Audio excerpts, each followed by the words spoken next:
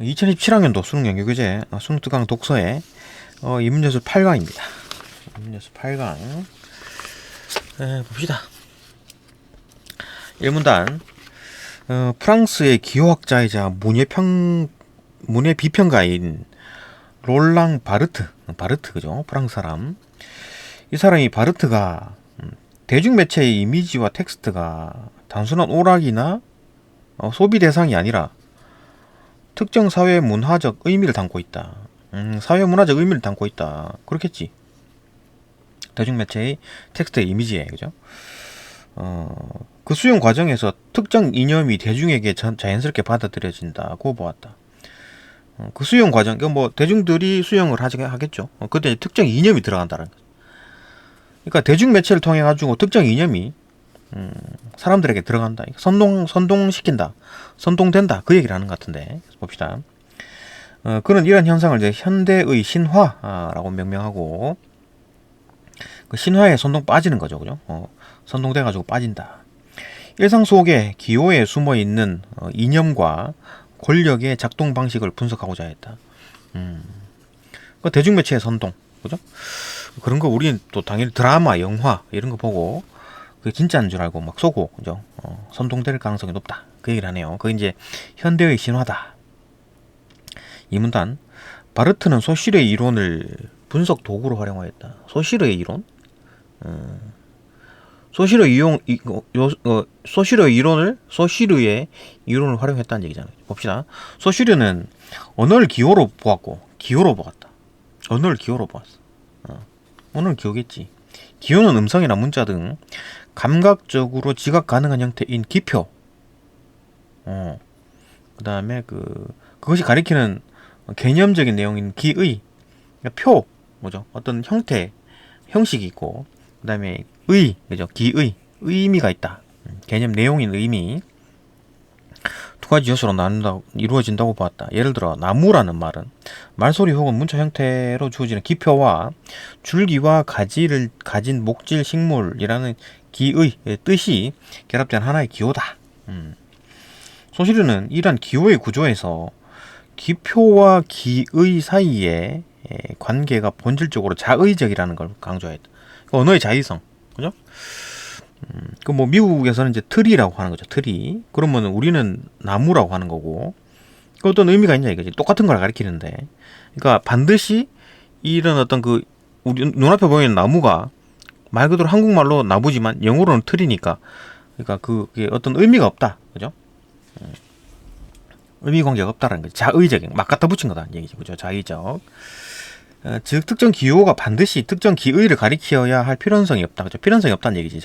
자의적이라는 게. 그죠? 다만 사회의 약속과 관습에 의해 그렇게 기능하고 있을 뿐이다. 약속과 관습에 따라 우리는 이제 나무라고 부르는 거고, 미국에서는 미국 영어로, 그죠? 지들끼리 이제 트리라고 한 겁니다. 그죠? 뭐 필연성이 없다. 3문단 바르트는 우리가 일상에서 마주하는 이미지나 텍스트 역시 언어와 마찬가지로 기호로 볼 수 있다고 하였다. 그는 단일한 의미를 전달하는 기호를 1차 기호 체계, 단일한 의미를 전달한다고 1차 기호 체계. 그리고 1차 기호 체계는 사회적 역사적 맥락과 결합함으로써 또 다른 층의 의미를 생성한다고 봤다. 또 다른 어떤 의미, 그죠? 단순한 어떤 전달하는 의미가 아니라 그게 이제 맥락과 연결돼 가지고 다른 의미를 생성할 수 있다, 그죠? 기존의 기호가 다시 하나의 기표처럼 작용하고, 여기에 새로운 기의가 덧붙여져 새로운 의미를 형성하게 되는 것이다. 그렇지. 그죠? 그 맥락, 어떤 사회적 어떤 상황에 따라서 그게 상당히 의미 있는 게 될 수가 있다. 원래는 의미가 없던 물건인데 사회적 맥락과 막 어우러져 가지고 그게 중요한 의미를 띠게 되는 게 있죠. 그죠? 뭐 두쫑쿠 이런 거, 그죠? 지금은 별로 시큰둥한데 예전에는 아주 그냥 난리 핫한 어떤 물건이었다. 핫한 음식이었다.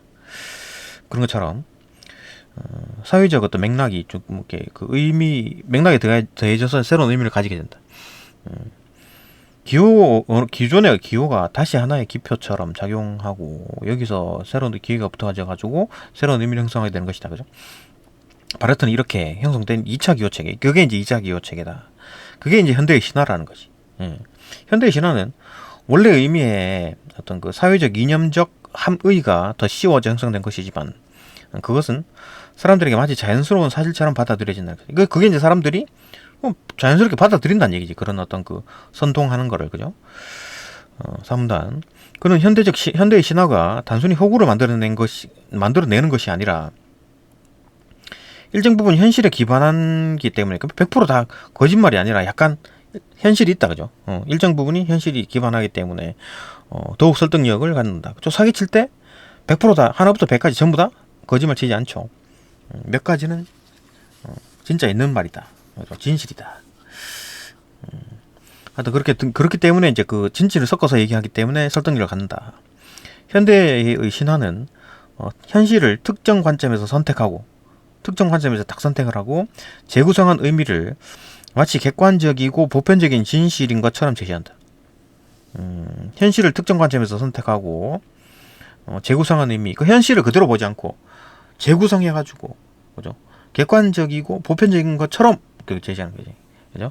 객관적이고 보편적인 진실이 아닌데도 불구하고 그렇게 제시한다고. 바르트는 이를 이제 자연화라고 하였다.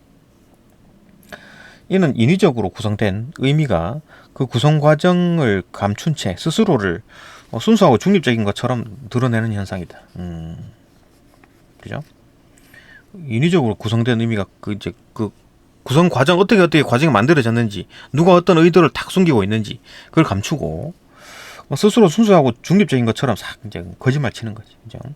이때 현대의 신화는 이념을 더욱 공고히 하여 수용자가 그것을 사회적 구성물로 인식하지 못하도록, 사회적 구성물로 다 인식하지 못하게, 못 보게 만든다는 얘기죠. 전통적 선전처럼 강제적으로 이념을 주입하는 것이 아니라 일상적 기호를 통해 은밀하면서도 더욱 효과적으로. 그러니까 옛날에는 이제 막 대놓고 막 광고 막 때려가지고 사람들이 막 주입하는, 그렇게 하는 게 아니라 은근하게, 그러니까 뭐 예능이나 아니면 뭐 그냥 뭐 TV 같은 데 보면 영화나 드라마에 싹 이념을 넣는 거죠. 그래가지고 그게 마치 뭐 당연한 것처럼, 그죠? 그렇게 이제 정치적 선동을 하는 거지. 일상적 기호를 통해 가지고 은밀하면서도 더욱 효과적으로 이념을 전파하는 것이다. 이렇게 이제 그 사람들이 알게 모르게 영화, 드라마, 뭐 예능 이런 거 보면서 그렇구나, 이렇게 그냥, 그죠? 정치가 이제 싹 들어가는 거지, 머릿속에. 오문단. 이를 설명하기 위해 바르트는 프랑스의 한 잡지 표지를 이제 예를 들었다. 예를 들어 설명하겠네요. 봅시다. 이 표지에는 프랑스 국기를 향해 거수 경례를 하는 흑인 군인의 사진, 프랑스 국기에다가 흑인이 막 딱 경례를 하고 있다. 이 기호 전체가 2차 기호 체계여서 하나의 기표로 작동하고, 여기에 프랑스는 인종 차별이 없는 관대한 국가다라는 어떤 의미가 붙는다. 그죠? 그리고 사진 한 장에 이렇게 표지 이미지는 프랑스의 다문화 포용성, 흑인의 그 국가 충성심, 프랑스의 정의로움 등을 암묵적으로 전달하는 어떤 신화가 만들어지는 거죠. 정교한 연출과 반복적인 노출을 통해 이미지가 전달하는 사회적 이념적 의미는 독자에게 마치 본래부터 당연한 사실처럼 수용되는 것이다. 그리고 그렇게 싹 스며드는 거다. 그죠? 영문단. 바르트는 대중매체를 통해 현대의 신화가 사람들에게 무비판적으로 수용되는 구조를 제목해. 그러니까 그런 식으로 싹 넣게 되면 비판 안 하고 싹 스며든다는 얘기잖아요. 대중매체나 문화산업은 중립적이지 않으며, 그죠? 그 대중매체나 문화산업, 영화 같은 거, 영화, 드라마 이런 거 중립적이지 않죠. 정치 개념을 넣습니다.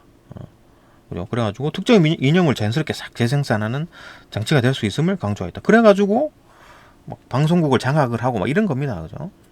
공정하지 않게 편파적으로 하려 하고 계속 그러는 거지. 정치적으로, 그죠? 따라서 대중은 이러한 이미지나 텍스트를 해석할 때 2차 기호 체계를 작동하고 있음을 인지해야 된다. 응? 인지하며 이를 비판적으로 바라보는 태도가 필수적이야. 그러니까 사람들이 그걸 보면서 인지를 해야죠. 아, 이놈이 거짓말 치고 있구나. 그죠? 아, 일부러 이런 걸 딱 넣었네, 일부러. 그죠? 이 수능 특강도 마찬가지입니다. 이 보면 약간 정치적이 들어있습니다. 그죠? 그런 거 이제 인지를 해야 돼요. 학생들이기 때문에 봐야 됩니다. 그러니까 이놈들이 일부러 이런 걸 넣어가지고 정치적인 이념을 자꾸 주입하려 하는구나. 그런 거 인식해야 됩니다. 필수적이다. 그죠? 일상적으로 접하는 광고, 기사, 영화, 포스터, 광고나 뭐 기사나 영화나 포스터, 그다음에 등 이제 모든 어떤 문화 콘텐츠, 뭐 문화 콘텐츠, 영화 이런 것뿐만 아니라 이런 수능 특강도 마찬가지입니다. 이 안에 약간 그 정치적 성향이 막상 넣어놨어요. 그런 거 잘 봐야 돼요. 또 모든 문화적 콘텐츠는 1차 의미뿐만 아니라 사회 이념적 어떤 함의를 담고 있기 때문에 그 배후에 작동하는 사회적 맥락, 역사적 조건, 이념적 작용 등을 파악할 수 있는 능력을 갖춰야 한다는 것이다. 그러니까 학생들이 기본적으로 이걸 가져야 돼. 그죠? 보면서 비판적으로 봐야 됩니다.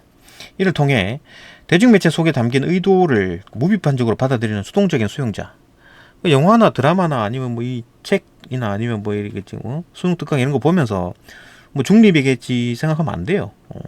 정권 잡은 사람들이 그 정권의 그 이념을 자꾸 주입하려고 하는 겁니다. 사람들에게 능동적으로 해야 됩니다. 능동적으로. 그런 어떤 수동적인 수용자에서 벗어나가지고 능동적인 해석자로 나아갈 수 있어야 한다. 아주 좋은 글이네요. 그렇죠? 네, 여기까지 보고 뭐 글은 쉽죠. 글은 쉬웠고 문제 한번 풀어봅시다. 네, 여기까지 보고 문제 풀어볼게요.